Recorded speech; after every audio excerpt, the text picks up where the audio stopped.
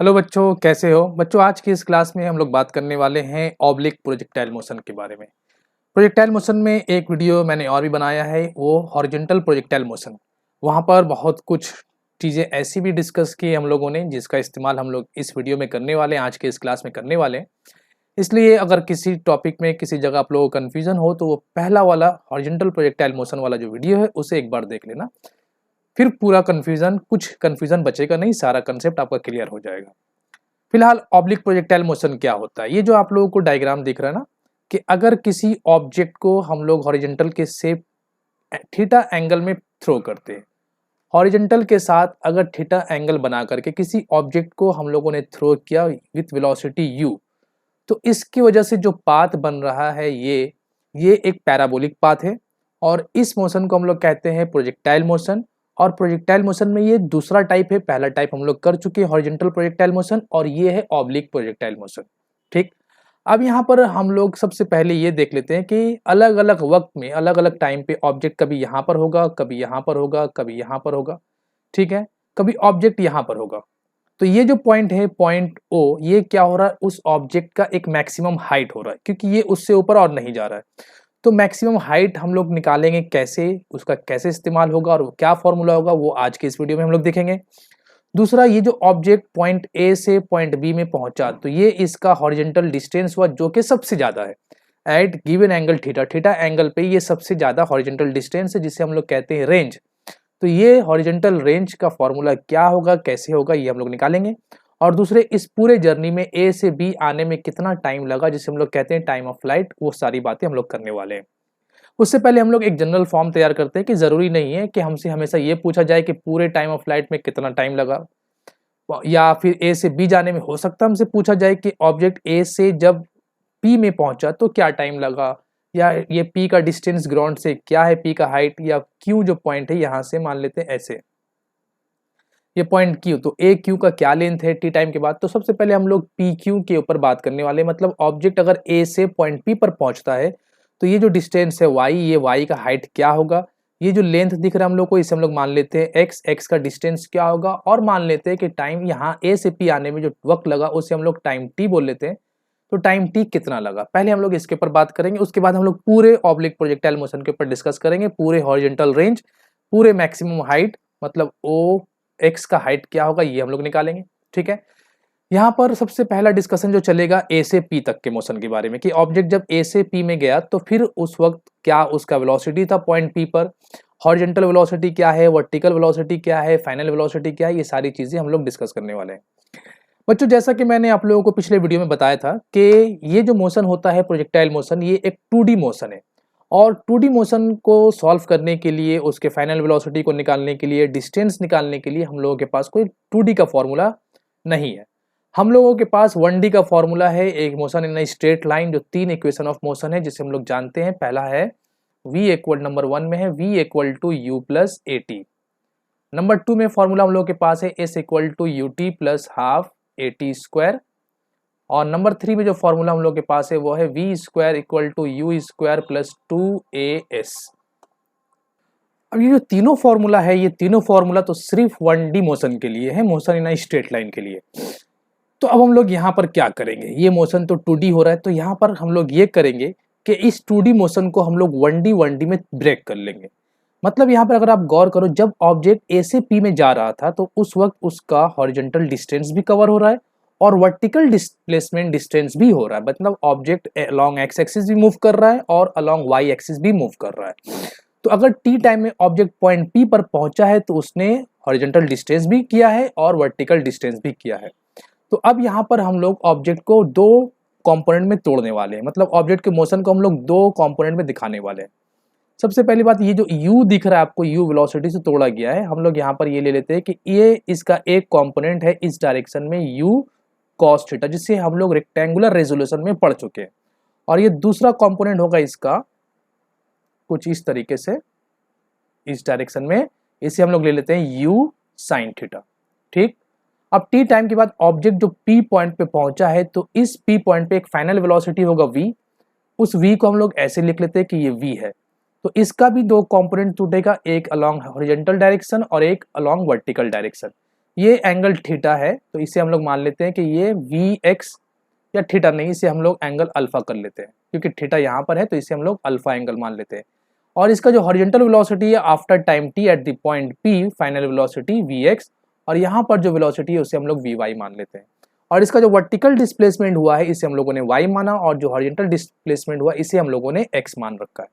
अब हम लोग आगे चलते हैं और इसे कैलकुलेट करते हैं कि व्हेन ऑब्जेक्ट रीचेस या when object cover a distance along the direction of AP, horizontal distance भी हो रहा है और वर्टिकल डिस्टेंस भी हो रहा है, तो हम लोग दोनों को अलग अलग कैलकुलेशन में लेंगे, दोनों को अलग अलग स्टडी करेंगे।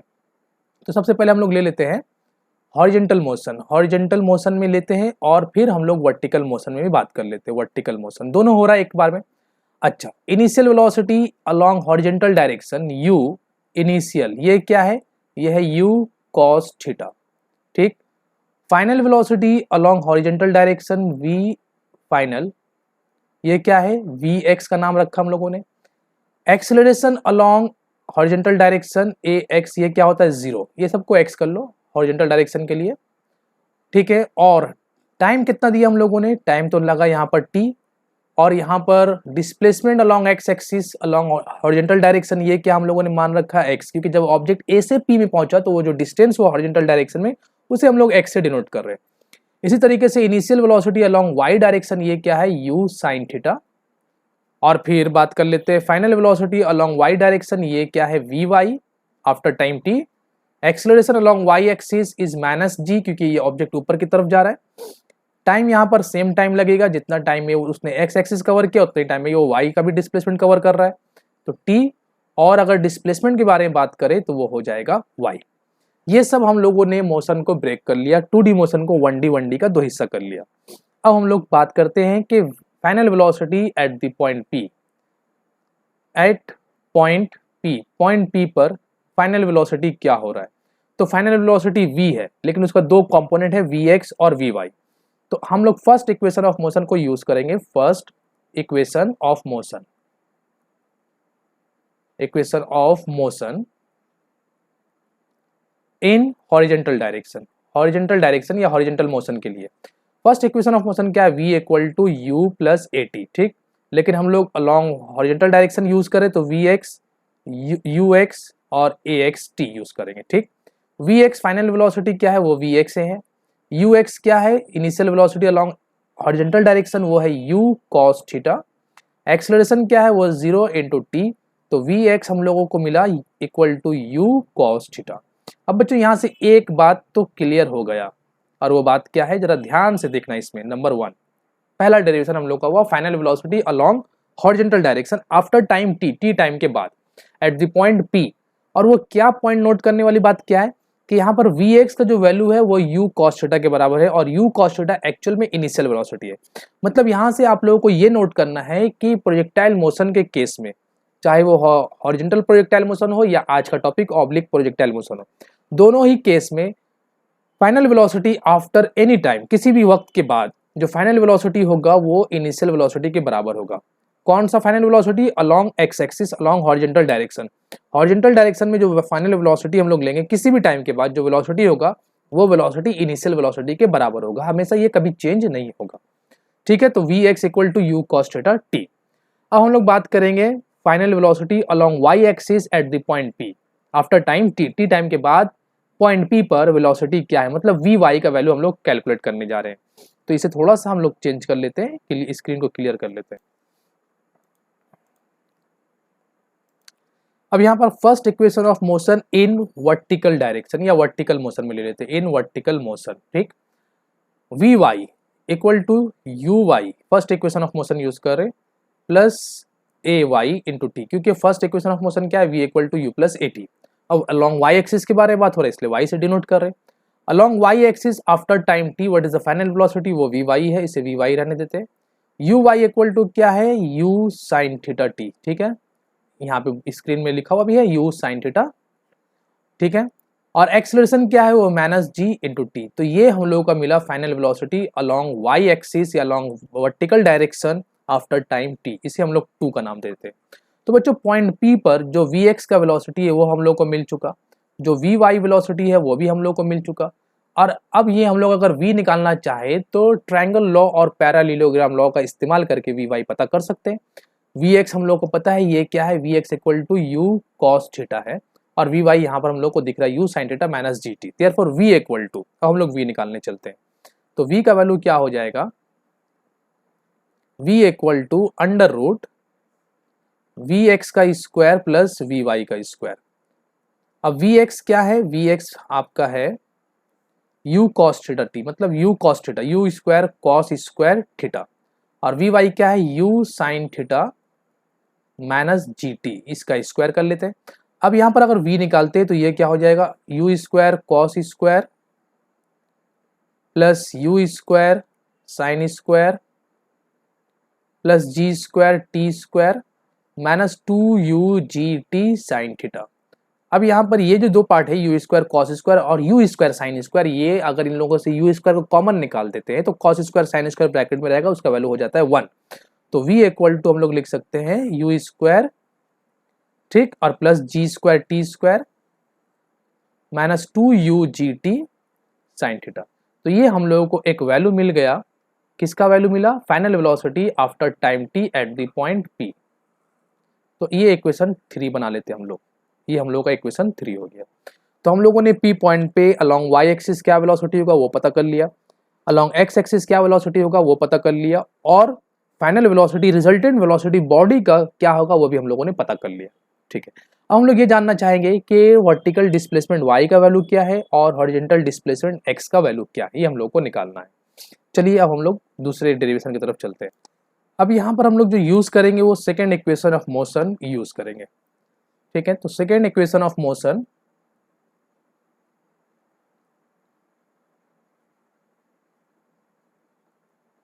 इन horizontal motion, in horizontal direction या हॉरिजॉन्टल मोशन में सेकेंड इक्वेशन ऑफ मोशन क्या है, s equal to ut plus half a t square, ये है।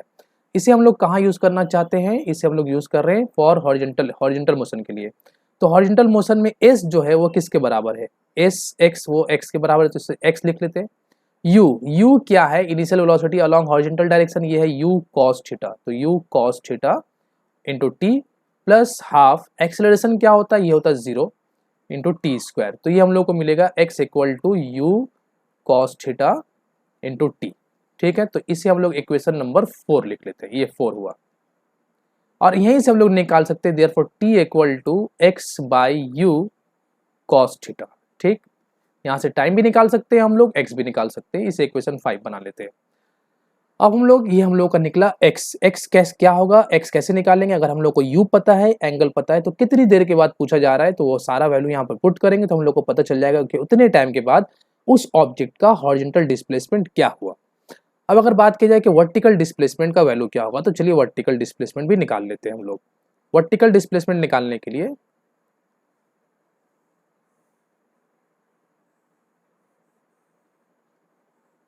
Okay, vertical displacement, second equation of motion in vertical direction, same concept, second equation of motion in vertical motion, vertical direction या vertical motion को जी बोलते हैं। तो s equal to ut plus half a t square, ये second equation of motion है। कहां पर लगाना है, वर्टिकल डायरेक्शन में। तो वर्टिकल डायरेक्शन में s का वैल्यू क्या है, s का वैल्यू है y, u क्या होता है u sin theta, t minus half, minus क्यों आया, क्योंकि एक्सेलरेशन को माइनस g लिखेंगे इंटू टी स्क्वायर। अब अगर t का वैल्यू हम यहाँ से, ये इक्वेशन ऑफ मोशन है मेरे पास, ये जो है y निकालने का फॉर्मूला है मेरे पास बन चुका, ठीक है। इसे हम लोग 6 बना लेते हैं। लेकिन बाई चांस कभी मान लो किसी प्रॉब्लम में t नहीं दिया है लेकिन y पूछा है, तो इस वक्त हम लोग एक और डेरिवेशन कर सकते हैं y और x का। अगर हम लोग यहाँ से t को निकाल करके यहाँ पुट कर लेते हैं तो y equal to u sine theta, और t की जगह पर हम लोग क्या लिखेंगे, x by u cos theta minus 1/2 g, और t का वैल्यू क्या है, x by u cos theta उसका स्क्वायर। अब ये u और u कैंसिल हो गया, साइन बाई कॉस हो जाता है tan, तो y equal to x tan theta minus 1/2 g x square by u square cos square theta. तो ये हम लोगों को मिला एक y का वैल्यू, किसके टर्म में, इन टर्म्स ऑफ x, और इस फॉर्मूला में t नहीं है। तो इस फॉर्मूले का ये एडवांटेज होगा कि अगर हम लोग को हॉरिजॉन्टल वर्टिकल डिस्प्लेसमेंट और हॉरिजॉन्टल डिस्प्लेसमेंट किसी प्रॉब्लम में दिया गया है और वहाँ एंगल भी दे दिया गया तो वहाँ से हम लोग यू निकाल सकते हैं। और अगर मान लिया जाए बाई चांस किसी प्रॉब्लम में एंगल नहीं दिया, यू वाई और एक्स दे दिया, तो हम लोग यहाँ से एक्स थीटा निकाल सकते हैं। जो भी हो, यहाँ पे 4 टर्म है, वाई है, एक्स है और थीटा है और यू है। 4 में से कोई भी 3 अगर हम लोग को दिया है, चौथा वैल्यू हम लोग निकाल सकते हैं। इसे इक्वेशन नंबर 7 कर लेते हैं। तो 7 तरह का डेरिवेशन अब तक हम लोग कर चुके हैं। तो ये सारे कंसेप्ट जो इसके ऊपर हम लोगों ने अभी बात किया, ये सिर्फ किसके लिए था कि अगर हम लोग पॉइंट पी पर पहुंचते हैं आफ्टर टाइम टी तो उसका डेरिवेशन क्या होगा। ठीक, अब हम लोग बात करते हैं। तो ये एक जनरल फॉर्म बन गया। इस फॉर्मूले, जितने फॉर्मूले हम लोगों ने ड्राइव किए, इसकी मदद से हम लोग किसी भी पॉइंट का वर्टिकल डिस्प्लेसमेंट क्या होगा, हॉरिजॉन्टल डिस्प्लेसमेंट क्या होगा और कितने टाइम के बाद उसका हॉरिजॉन्टल वेलोसिटी क्या होगा, वर्टिकल वेलोसिटी क्या होगा, ये सारे कंसेप्ट हम लोगों ने अभी देख लिया। किसी भी पॉइंट का हम लोग निकाल सकते हैं। अच्छा, यहाँ पर अगर हम लोग बात करें कि ये जो पॉइंट पी पर इसका ये वी है, ये वी हॉरिजॉन्टल के साथ कितना एंगल बना रहा है आफ्टर टाइम टी, ये भी सवाल बनता है। ये भी न्यूमेरिकल और एमसीक्यू क्वेश्चन में आता है कि अगर मान ले जाए कि टी टाइम के बाद ऑब्जेक्ट पॉइंट पी पर है तो वो हॉरिजॉन्टल के साथ कितना ऊपर या कितना एंगल बना रहा है। तो बच्चों यहाँ पर अगर ध्यान दे तो अगर इस ट्रायंगल को हम लोग कंप्लीट करना चाहें तो कुछ ऐसे बना सकते हैं कि ये वी है, ये मेरा वी एक्स है, तो यहाँ ज्वाइन करने का जैसे हम लोग वी वाई देख सकते हैं और ये क्या है, वी एक्स है। तो अगर ये एंगल अल्फा है और ये वी है तो हम लोग लिख सकते हैं tan alpha equal to v y by v x. ठीक, और वी वाई का वैल्यू हम लोगों के पास है वो क्या है, you sine theta minus g T, अभी हम लोगों ने ड्राइव किया, और वी एक्स क्या है, u cos theta. Therefore alpha equal to क्या हो जाएगा, alpha equal to tan inverse u sine theta minus g t by u cos theta. ये हम लोगों का वैल्यू मिलेगा अल्फा का। तो ये मेरा एक फॉर्मूला और बन गया, फॉर्मूला नंबर 8। ठीक है, तो 8 फॉर्मूला सिर्फ पॉइंट पी के लिए हम लोगों ने ड्राइव किया, पता किया, मालूम किया। ये सारे पॉइंट को आप लोगों को अच्छे से नोट करना और याद भी रखना है। अब हम लोग चलते हैं कि पूरे प्रोजेक्टाइल मोशन के बारे में बात करते हैं कि ऑब्जेक्ट अगर ए से बी में जाएगा तो फिर उसका पूरा हॉरिजॉन्टल डिस्प्लेसमेंट क्या होगा, कैसे निकालेंगे। क्या इसी फॉर्मूले का इस्तेमाल करेंगे या कोई और भी शॉर्ट फॉर्मूला जिसे हम लोग याद कर सकते हैं। ओ पॉइंट पर पहुंचने से उसका जो हाइट होता है वो वाई से भी ज़्यादा और वो मैक्सिमम हाइट है, तो ओ पॉइंट पर मैक्सिमम हाइट जो होगा उसे हम लोग कैसे निकालेंगे, और पूरे फ्लाइट में जो टाइम लगा है, जो वक्त लगा है, वो वक्त कितना होगा और उसे हम लोग कैसे निकालेंगे। तो चलिए अब उस डेरिवेशन की तरफ चलते हैं हम लोग। तो मान लेते हैं ये हम लोग का एक प्रोजेक्टाइल मोशन है जिसमें ऑब्जेक्ट जो है मूव कर रहा है पॉइंट ए से। इसे पॉइंट ए का नाम दे देते हैं हम लोग कि this is a point A और ये पॉइंट बी है। ठीक, मान लेते हैं कि ए से बी आने में ऑब्जेक्ट को जो टाइम लगा है, टाइम ऑफ फ्लाइट पूरे जर्नी का, वो कैपिटल टी है। ठीक है, और रेंज जो है, हॉरिजॉन्टल डिस्टेंस, जो हॉरिजॉन्टल डिस्टेंस हो रहा है, मतलब ए से बी का जो लेंथ हो रहा है वो है मेरा आर। पूरे लेंथ को हम लोग आर से दिखाते हैं। ये पूरा क्या है, यहाँ से यहाँ तक आर है, ये डिस्टेंस, और यहाँ से यहाँ तक का ए से बी पूरा आर है। और पॉइंट ओ जो है, जो कि हाईएस्ट पॉइंट है इस पूरे प्रोजेक्टाइल मोशन का, ये पॉइंट जो है कितना हाइट पे मान लेते हैं एच, तो मैक्सिमम हाइट को हम लोग एच से दिखाते हैं, maximum height equal to H. तो ये 3 टर्म है टी आर एच, ये हम लोग ड्राइव करने जा रहे हैं। इसका रिलेशन हम लोग देखने जा रहे हैं कि कैसे निकालते हैं।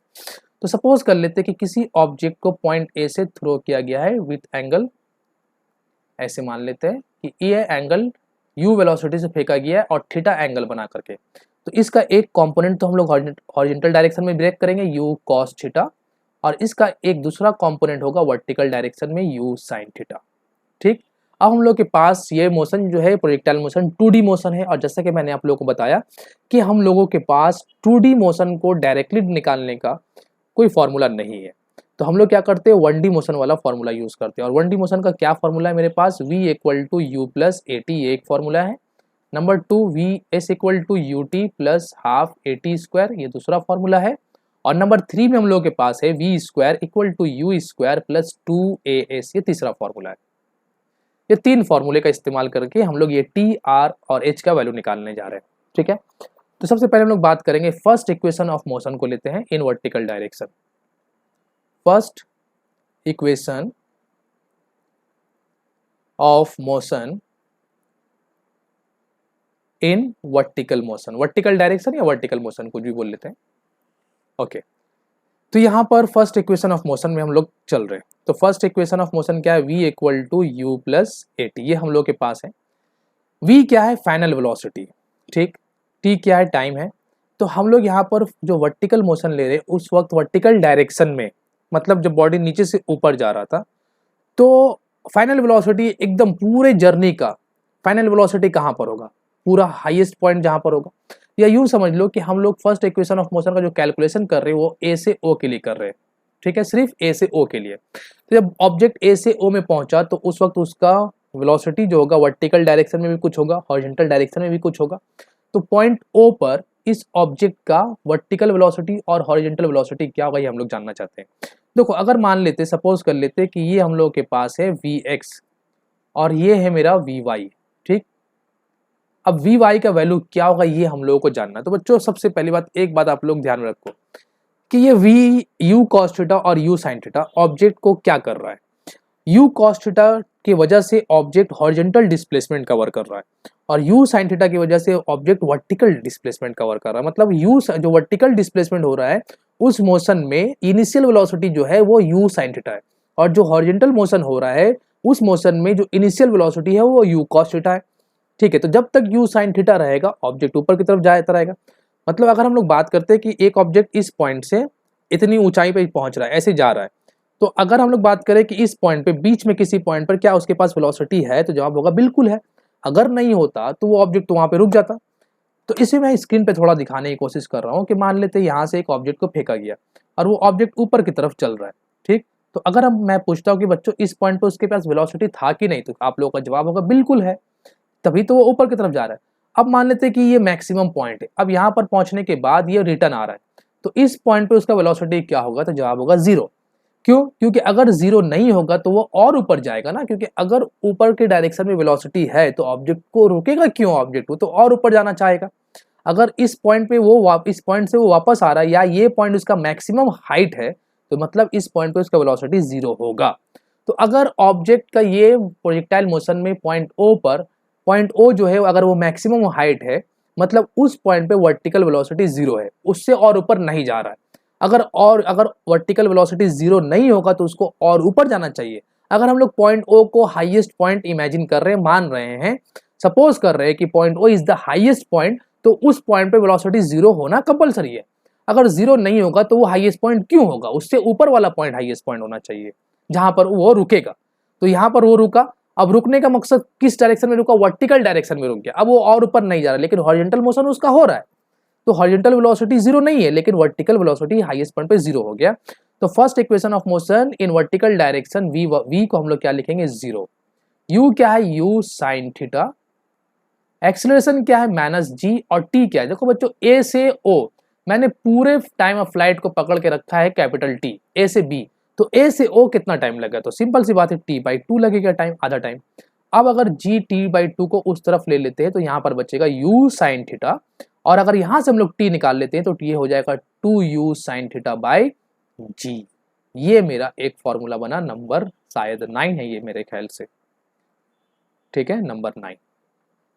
तो नंबर 9 में हम लोगों ने जो फॉर्मूला ड्राइव किया ये क्या है, time of flight 2u sin थीटा/g, क्योंकि t मेरा क्या था, t is the time of flight. यहाँ पे गौर कर लो, t is the time of flight, तो t का वैल्यू क्या आया 2u sin थीटा/g। इस फॉर्मूले का हम लोग इस्तेमाल करेंगे, इसे आप लोग याद रखना, ठीक है। अब हम लोग आगे चलते हैं, अब हम लोग बात करते हैं कि इसका हॉरिजॉन्टल रेंज क्या होगा, ठीक है।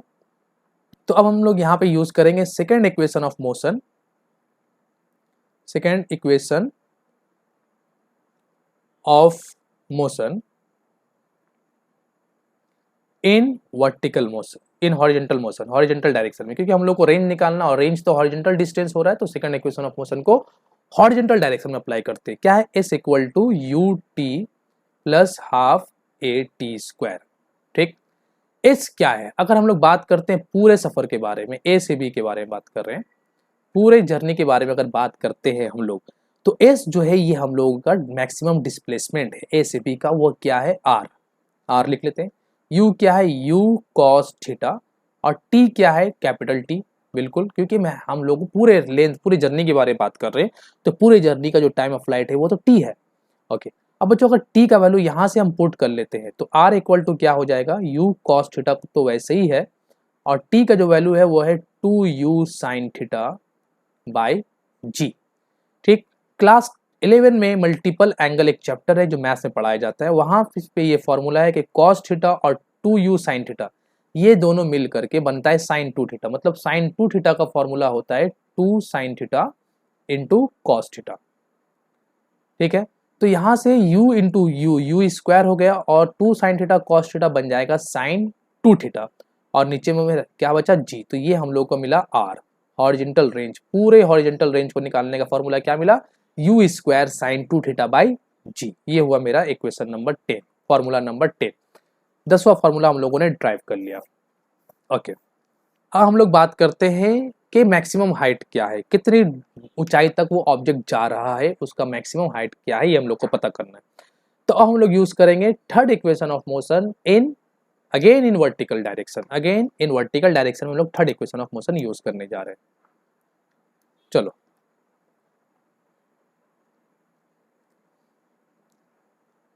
Third equation of motion in vertical direction या वर्टिकल मोशन। तो थर्ड इक्वेशन ऑफ मोशन हम लोगों के पास क्या है, वो है v square equal to u square plus 2as। Vertical direction में फाइनल वेलोसिटी क्या है बच्चों, अभी अभी आप लोगों ने बताया कि 0 है। u इनिशियल वेलोसिटी क्या है, u साइन थीटा, लेकिन ये तो u इसका स्क्वायर हो जाएगा तो u square sine square theta minus 2g और s। वर्टिकल डायरेक्शन में मैक्सिमम डिस्प्लेसमेंट क्या है, वो है h। अब यहाँ से 2gh का जो वैल्यू होगा वो हो जाएगा u square sine square theta और h यहाँ से हम लोग निकाल लेंगे u square sine square theta by 2g। ये हुआ हम लोग का फॉर्मूला नंबर 11। तो अब यहाँ पर हम लोगों के पास 11 फॉर्मूला रेडी हो चुके, जिसमें से ये 9, 10, 11 काफ़ी इंपॉर्टेंट है। ये बहुत सारे न्यूमेरिकल हम लोगों को इसी का यूज़ करके बनाना है। Time of flight, horizontal range और मैक्सिमम हाइट। ये रेंज भी मैक्सिमम, इसे आर मैक्स भी लिख सकते हैं हम लोग, और मैक्सिमम हॉरिजॉन्टल रेंज और ये मैक्सिमम हाइट। ठीक, तो ये 3 फॉर्मूला आप लोगों को अच्छे से याद रखना है। अब हम लोग आगे बात करते हैं, इसी से रिलेटेड कुछ और चीज़ों को देखते हैं, कुछ और चीज़ों को समझने की कोशिश करते हैं कि हॉरिजॉन्टल रेंज मैक्सिमम कब होगा, और जब हॉरिजॉन्टल रेंज जिस वक्त मैक्सिमम होता है उस वक्त कितना हाइट उसका होता है। ठीक, ये सारी चीज़ों के ऊपर हम लोग अब चर्चा करने चलते हैं। जैसे कि ये एक प्रोजेक्टाइल मोशन है, हम लोग मान लेते हैं कि ए से बी जो है ये ऑब्जेक्ट का एक रेंज है और यही उसका मैक्सिमम है।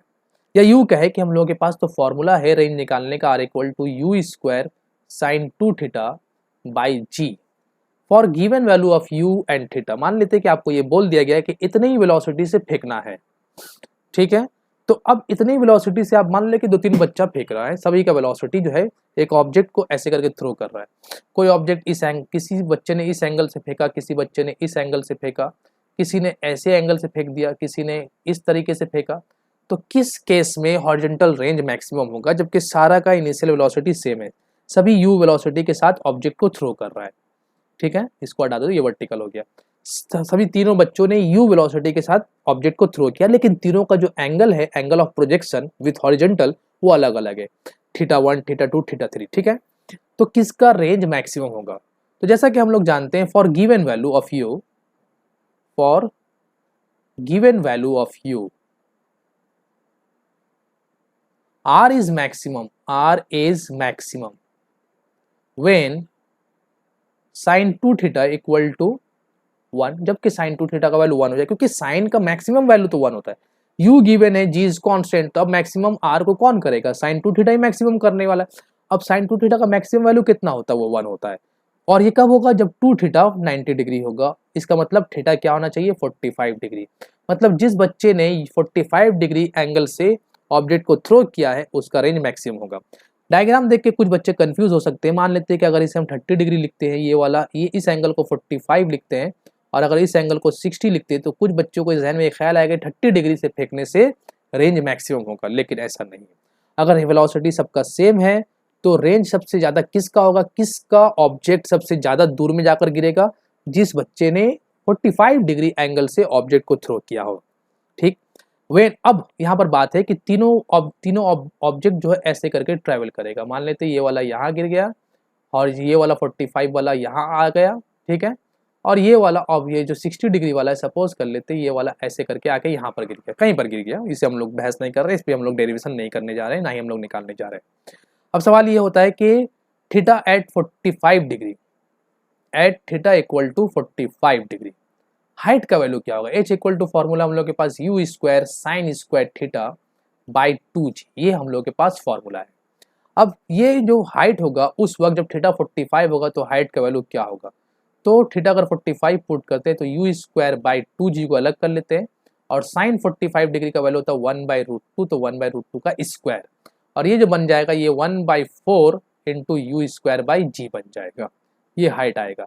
अच्छा, यहाँ पर एक पार्ट रह गया, तो आर मैक्सिमम कब होगा? जब एंगल, जब साइन 2 थीटा का वैल्यू 1 हो जाएगा, मतलब यू स्क्वायर बाई जी, ये आर मैक्सिमम होगा। तो आर मैक्सिमम निकालने का फॉर्मूला क्या बन गया? You square by g. तो अब यहाँ पर यू स्क्वायर बाई जी को अगर हम लोग आर पुट कर लेते हैं तो एच का वैल्यू क्या हो जाएगा? 1/4 आर मैक्सिमम। तो यहाँ से ये एक हम लोग का एक नया फॉर्मूला बन गया कि अगर आपको हॉरिजॉन्टल रेंज मैक्सिमम बोल दिया गया कि यही मैक्सिमम हॉरिजॉन्टल रेंज है, तो हाइट कितना होगा? तो आप उस हॉरिजॉन्टल रेंज को 4 से डिवाइड कर देना, तो जो एच का वैल्यू आएगा वो हाइट होगा। मान लेते हैं किसी 45 डिग्री से फेंकने से जो रेंज आया वो 100 मीटर है, तो हाइट कितना होगा? तो आप 4 से डिवाइड करो तो 25 मीटर हाइट होगा। मान लेते हैं किसी 45 डिग्री से अगर किसी ऑब्जेक्ट को फेंका गया है और उसका जो रेंज आया है वो सपोज कर लो आ गया है मेरा जाकर 20, तो अब 4 से डिवाइड करो तो 4 को 20 को अगर 4 से डिवाइड करते तो हाइट कितना आएगा? 5 मीटर।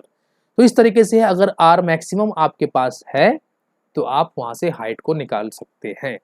ये हुआ मेरा फॉर्मूला नंबर शायद 9, 10, 11, 12 हुआ शायद।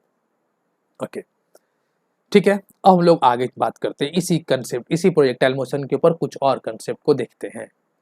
ये एक ऑब्जेक्ट को थ्रो किया जा रहा है विथ वेलोसिटी u, ठीक, एट एंगल थीटा, ये थीटा एंगल है, मान लेते हैं कि थीटा इक्वल टू 30 डिग्री है, और उसी वक्त एक दूसरा ऑब्जेक्ट थ्रो किया गया है ये एंगल से, और ये जो एंगल है ये 90 माइनस थीटा है। मतलब सपोज कर लेते हैं, अच्छा थीटा को 60 कर लेते हैं, और 90 माइनस थीटा क्या हो जाएगा? वो हो जाएगा 30 डिग्री।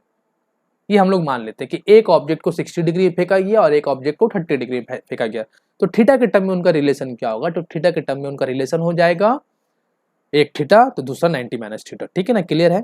तो if an object is thrown at angle theta and another object is thrown at angle 90 minus theta with the same velocity u, what is the ratio of their range?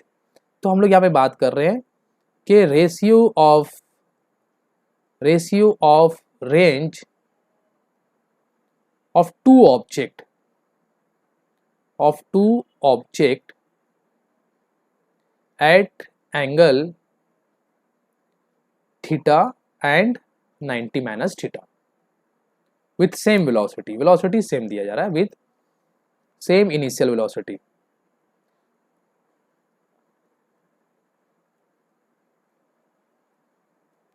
एक ही initial velocity दोनों को दिया गया है, लेकिन एक को फेंका गया एंगल थीटा पे और दूसरे को फेंका गया एंगल 90 माइनस थीटा पे। जैसा कि हम लोगों के पास एक फॉर्मूला है r equal to u square sine 2 theta by g, ये फॉर्मूला हम लोग के पास है। अब हम लोग बात करते हैं for angle theta. Angle theta पहला ये एंगल है, इस एंगल पे रेंज क्या होगा उसे हम लोग नाम देते हैं r1 का। तो यू स्क्वायर साइन 2 और थीटा को हम लोग क्या पुट करना है? थीटा ही पुट करना है, साइन 2 थीटा बाई जी, इसे हम लोग मान लेते हैं 1। फिर हम लोग लेते हैं फॉर एंगल, जो ऑब्जेक्ट फेंका गया है 90 माइनस थीटा पे, उसका रेंज जो होगा उसे हम लोग मान लेते हैं कि r2 equal to u square sine 2 और थीटा की जगह पर 90 माइनस थीटा बाय जी। तो r2 इक्वल टू क्या हो जाएगा? You square sign 180 minus 2 theta, ठीक है ना, 180 माइनस 2 थीटा बाय जी। और 180 माइनस 2 थीटा अलाइड एंगल के कंसेप्ट से हम लोग निकाल सकते हैं, पता कर सकते हैं कि ये बराबर होता है साइन 2 थीटा का, u square sine 2 theta by g. अब इक्वेशन नंबर 1 और 2 को अगर हम लोग देखते हैं, फॉर्मूला नंबर 1 और 2 को, तो यहाँ से हम लोग को दिख रहा है कि हॉरिजॉन्टल रेंज जो है वो इक्वल आ रहा है, r1 और r2 का वैल्यू इक्वल है, क्योंकि दोनों का RHS तो इक्वल है, तो अगर RHS इक्वल है तो जाहिर बात है LHS भी इक्वल होगा। Therefore we can say from 1 and 2, therefore from 1 and 2, from 1 and 2, r1 equal to r2, that is r1 is to r2 equal to 1:1। ये आप लोगों को याद रखना है कि अगर एंगल जो है वो कॉम्प्लीमेंट्री हो, मतलब अगर एक 30 डिग्री है तो दूसरा 60 डिग्री, मतलब दोनों एंगल का सम कितना हो गया 90 डिग्री। अगर एक ऑब्जेक्ट का एंगल है 20 डिग्री और दूसरे का है 70 डिग्री, तो ये सारे केस इस तरह की सिचुएशन में रेंज का जो रेशियो होगा वो 1:1 होगा, मतलब दोनों का रेंज इक्वल होगा। मतलब अगर हम लोग डायग्राम में इस चीज को अगर देखना चाहें तो ये दोनों ऑब्जेक्ट जो चल रहा है, ये ऑब्जेक्ट ये ऐसे जाएगा, हो सकता है इसका हाइट ज्यादा हो लेकिन जाकर कहाँ गिरेगा, यहाँ। और ये ऑब्जेक्ट ऐसे जा रहा, हो सकता है इसका हाइट कम हो लेकिन गिरेगा उसी पॉइंट पर। मतलब दोनों केस में 60 डिग्री में हो या 30 डिग्री में हो, दोनों केस में रेंज का वैल्यू इक्वल आएगा, range r equal. I hope कि ये कंसेप्ट समझ में आया हो। कॉम्प्लीमेंट्री एंगल के लिए रेंज का रेशियो इक्वल होता है। आगे बात करते हैं हम लोग। इसी तरह का केस लेते हैं कि अगर एक ऑब्जेक्ट को थीटा एंगल में फेंका गया है, थीटा जो कि 60 डिग्री, और दूसरे ऑब्जेक्ट को फेंका गया है कुछ इस तरीके से 90 माइनस थीटा पे, तो फिर दोनों का जो हाइट होगा वो हाइट का वैल्यू क्या आएगा, हाइट का रेशियो क्या होगा। As we know that h equal to u square sine square theta by 2g, ये फॉर्मूला है हाइट निकालने का। फॉर एंगल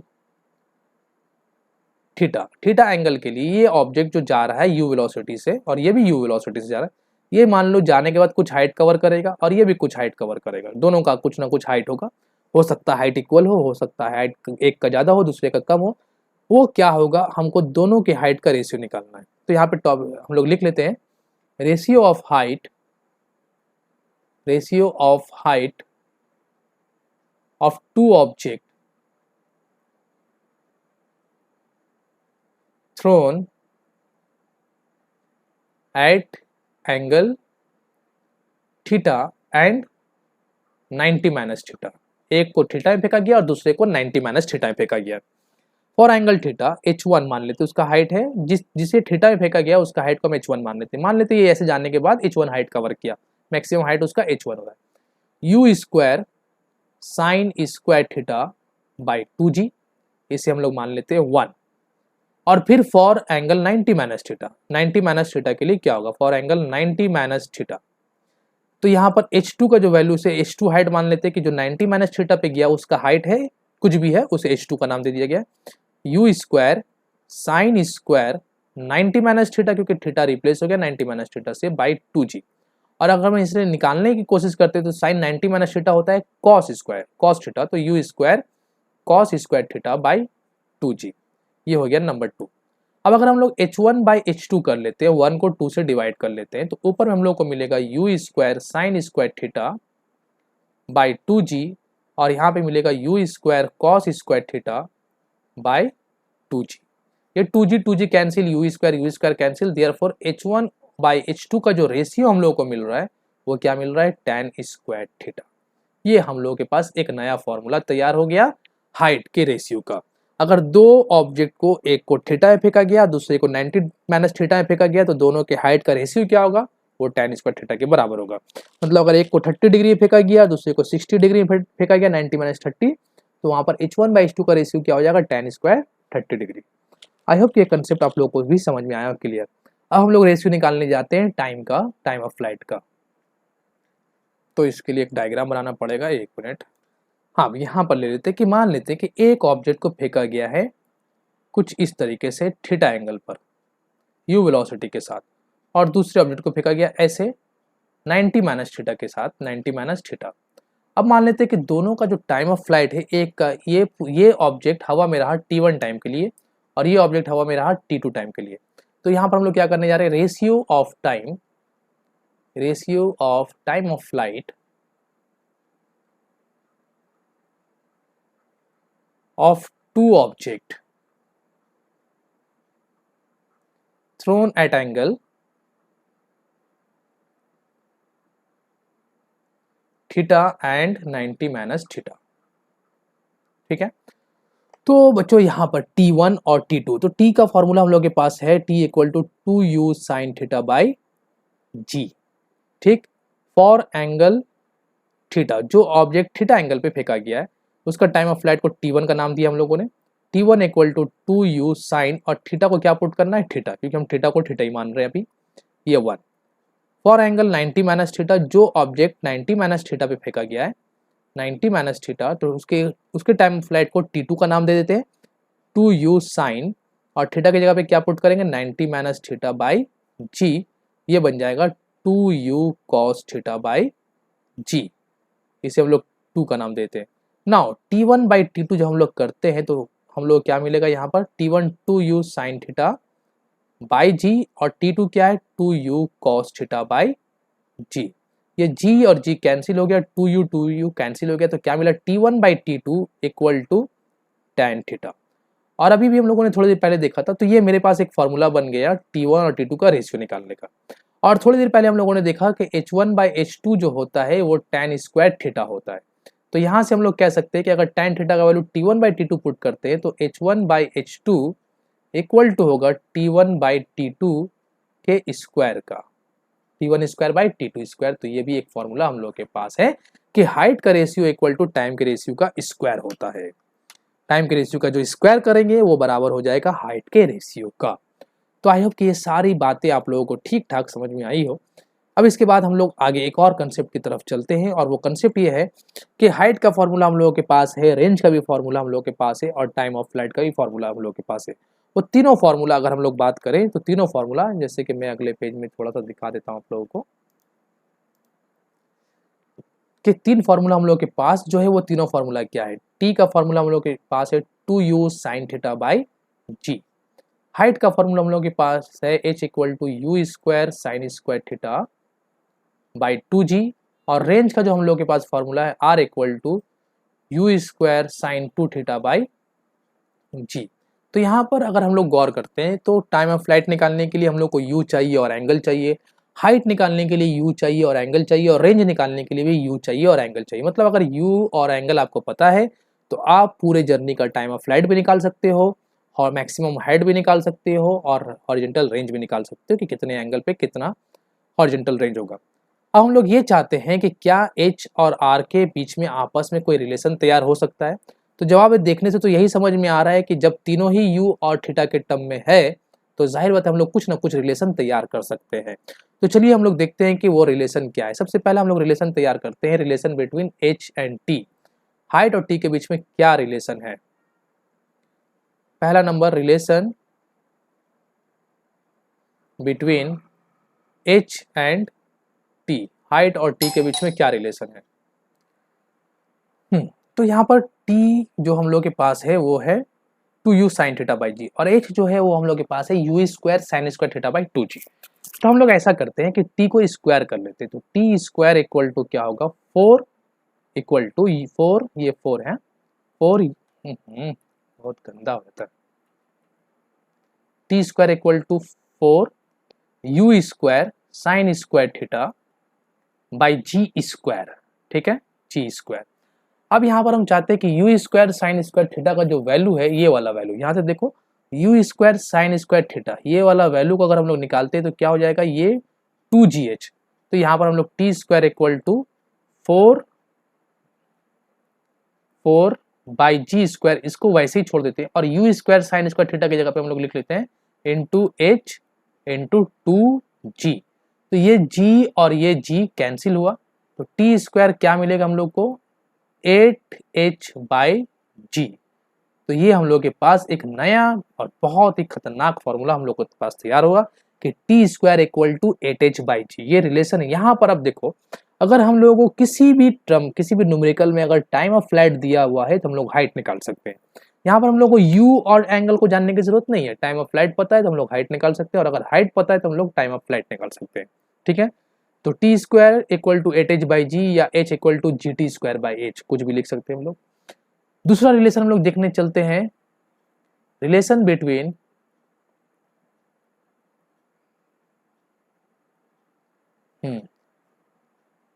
h और r का निकाल लेते हैं। यहाँ पे हम लोगों ने निकाला h एंड t का एंड r। ओके, तो यहाँ पर सेम कंसेप्ट यहाँ पर कुछ हम लोग यूज करने वाले हैं, और वो क्या है, पहले हम लोग r को लिख लेते हैं। r इक्वल टू हम लोग को दिया गया है यू स्क्वायर साइन 2 थीटा, ठीक है, u square sine 2 theta by g. गौर से देखना, इसे हम लोग लिख सकते हैं u square into 2 sine theta into cos theta by g. ठीक है, यहाँ तक कोई परेशानी नहीं है। ओके, आर इक्वल टू, अब हम लोग यू स्क्वायर बाई जी, ठीक है, by g into 2 sine theta, इसे हम लोग कर लेते हैं साइन स्क्वायर थीटा, और जो 2 कॉस थीटा है उसे हम लोग अलग से रखते हैं। और चूंकि ये साइन थीटा को हम लोगों ने, ये जो साइन थीटा जैसे हम लोगों ने साइन स्क्वायर बनाया, तो यहाँ पर हम लोग साइन से डिवाइड कर लेते हैं साइन थीटा। ठीक है, यहाँ तक मामला क्लियर। यू स्क्वायर बाई जी था, साइन थीटा को साइन स्क्वायर बताया, इसलिए साइन से डिवाइड कर दिया। अब you square sine square theta, बच्चों यहाँ से you square sine square theta का वैल्यू क्या है, 2gh है। तो ये यू स्क्वायर और ये साइन स्क्वायर दोनों को रिमूव करके हम लोग लिखते हैं 2gh बाई जी पहले से, और ये जो पार्ट है ये बन जाएगा 2 कॉस बाई साइन, तो कॉट होता है, इसे हम लोग नीचे करके लिखते हैं tan थीटा। तो ये g और g कैंसिल हो गया, r एक बचा, तो r इक्वल टू क्या मिले हम लोग, क्या मिला 4h बाई tan थीटा, और इसे हम लोग लिख सकते हैं h equal to r tan theta by 4। तो यहाँ पर हम लोगों के पास tan थीटा चला आया इस फॉर्मूले में, तो h equal to r tan theta. तो अगर h और r का रिलेशन यूज करना है तो हम लोगों के पास एंगल भी होना चाहिए। अब बच्चों इन दोनों फॉर्मूले को अगर गौर से देखते हैं तो यहाँ पर भी मेरे पास h का वैल्यू यहाँ पे क्या है, h इक्वल टू है GT स्क्वायर बाई 8, ठीक है, इस फॉर्मूले में। और यहाँ पर h का वैल्यू क्या है, r tan थीटा। तो इसे अगर हम लोग मान लेते हैं कि ये मेरे पास नंबर है, कुछ भी होगा, चलो अभी 1 मानते हैं और इसे हम लोग 2 मान लेते हैं। आप लोग नंबर को सीक्वेंस में लिखना ताकि आप लोग को आसानी हो। अब इन दोनों फॉर्मूले को अगर गौर से देखते हैं तो दोनों का LHS हाइट है, तो दोनों का अगर RHS को हम लोग इक्वल लिखते हैं तो GT square by 8 equal to r tan theta हो जाएगा, ठीक, बाई 4। तो 4 2 जा कैंसिल हो गया, तो t स्क्वायर इक्वल टू क्या मिलेगा 2r tan theta by g. तो ये रिलेशन किसके बीच में हुआ, टाइम और रेंज के बीच में। तो ये सारे कंसेप्ट हॉरिजॉन्टल प्रोजेक्टाइल मोशन का जो मैंने आप लोगों को समझाया, ये बहुत ही काफ़ी इंपॉर्टेंट कंसेप्ट है, इसे आप लोगों को ध्यान में रखना है। ठीक है, अब इसके बाद अगले वीडियो में हम लोग कुछ क्वेश्चन के ऊपर डिस्कस करेंगे, जिसमें कुछ क्वेश्चन जो है थ्योरेटिकल पार्ट में बेस होगा और कुछ न्यूमेरिकल पार्ट में होगा, जिसे हम लोग सॉल्व भी करेंगे। तो आज का क्लास हम लोग यहीं पर ख़त्म करते हैं और मिलते हैं नेक्स्ट वीडियो में।